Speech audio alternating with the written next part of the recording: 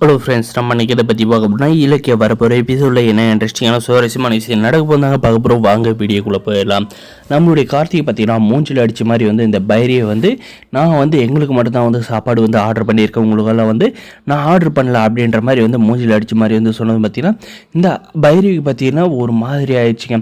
என்ன நம்மளை இவ்வளோ கேவலமாக நினச்சிட்டானே இந்த கார்த்தி அப்படின்ட்டு. அதுக்கப்புறம் பார்த்தீங்கன்னா சைலண்ட்டாக அந்த இடத்துல கிளம்பி போயிடுறாங்க. அதுக்கப்புறம் பார்த்தீங்கன்னா இனிமேல் இந்த வீட்டில் நாங்கள் 4 பேர் தான் ஒரு குடும்பம், நீங்கள் எங்கள் குடும்பத்திலே இல்லை அப்படின்ற மாதிரி சொல்கிறாங்க. அதுக்கப்புறம் பார்த்திங்கன்னா இதுக்கெல்லாம் காரணமே அந்த அஞ்சலி தான் அப்படின்ட்டு பார்த்திங்கன்னா கடுப்பில் பார்த்திங்கன்னா அந்த அஞ்சலி ஏதாவது பண்ணி ஆகணும் அப்படின்ட்டு கார் எடுத்துக்கிட்டு வேகமாக போயிட்டு அந்த அஞ்சலி பார்க்குற பார்த்தீங்க ஆண்டி நீங்களாவது வந்தீங்களே அப்படின்ற மாதிரி கேட்டதுக்கு நான் வந்தது உன்னை நலம் விசாரிக்கலடி, உன்னை போட்டு பொழக்கிறது அப்படின்ட்டு பார்த்தீங்கன்னா அவளை பலார்னு தவடையிலே இழுக்கிறாங்க. எவ்வளோ தைரியம் தான் என் கூடயே இருந்துக்கிட்டு எனக்கே துரோகம் பண்ணியிருப்பேன், என்கிட்ட ஒரு வார்த்தை சொன்னியாடி இந்த மாதிரி போலியாக நான் நடிச்சிட்டு இருக்கேன்னு, நீ பண்ணத்துக்கெல்லாம் வீட்டில் என்ன வச்சு செய்கிறாங்க அப்படின்ற மாதிரி சொல்கிறாங்க. என்னம்மா நீங்கள் இப்படி சொல்கிறீங்க அப்படின்ட்டு நம்ம சிந்தாமணி கேட்குறாங்க. இன்னும் என்னப்பா சொல்கிறது அப்படின்ட்டு கேட்குறதுக்கு பார்த்தீங்கன்னா நீங்கள் இருக்கிற தைரியத்தில் தான் நாங்கள் எப்படியாவது மறுபடியும் அஞ்சலி அந்த வீட்டுக்குள்ளே வந்துடுவா அப்படின்ட்டு நினச்சிட்டு இருக்கிறோம். நீங்கள் அவங்களுக்கு பயப்பட்டு வந்திருக்கீங்களா அப்படின்ற மாதிரி கேட்குறாங்க.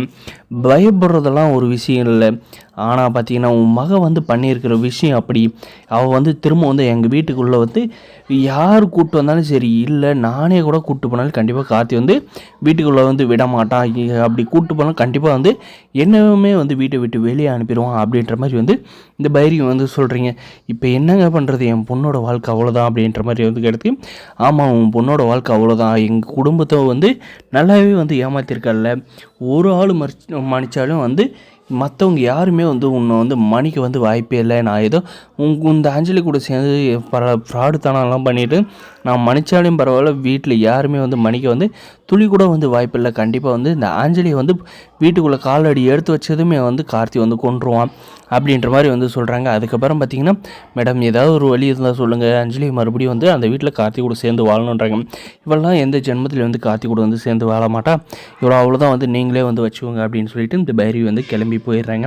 அதுக்கப்புறம் பார்த்திங்கன்னா இந்த நியூஸ் நம்மளுடைய இலக்கியாவுக்கு கால் பண்ணி சொல்கிறாங்க. இப்படி தான் அந்த பைரவி இந்த அஞ்சலியை புரட்டி எடுத்துட்டாங்க, ஏன்டி இப்படி என் குடும்பத்தையே ஏமாற்றிட்டியா அப்படின்ட்டு.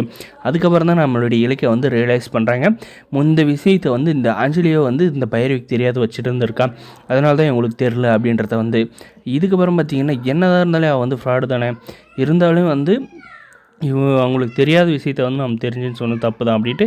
மேடம் சாரி மேடம், உங்களுக்கு தெரியாத விஷயத்த நான் தெரிஞ்சுன்னு சொல்லிட்டேன் அப்படின்ற மாதிரி நம்ம இலக்கிய சொல்கிறாங்க. வரப்போகிற எபிசோடில் பார்த்தீங்கன்னா நீயாவது என்ன புரிஞ்சுக்கிட்டே இலக்கிய அப்படின்ட்டு சொல்கிறாங்க. உங்களெல்லாம் நான் புரிஞ்சிக்கல, ஆனால் நீங்கள் எப்போ பாய்வீங்கன்றதெல்லாம் எனக்கு தெரியாது அப்படின்ற மாதிரி நம்ம இலக்கிய சொல்கிறாங்க. இந்த பைரவி பார்த்தீங்கன்னா திருந்தி வாழணும் அப்படின்னு நினைக்கிறேன். இந்த வீடியோக்கு லைக் பண்ணுங்கள், மறக்காத நம்ம சேனலை சப்ஸ்கிரைப் பண்ணுங்கள். இந்த அஞ்சலி வீட்டுக்கு வரக்கூடாதுன்னு நினைக்கிறவங்க லைக் பண்ணுங்கள். தேங்க்ஸ்.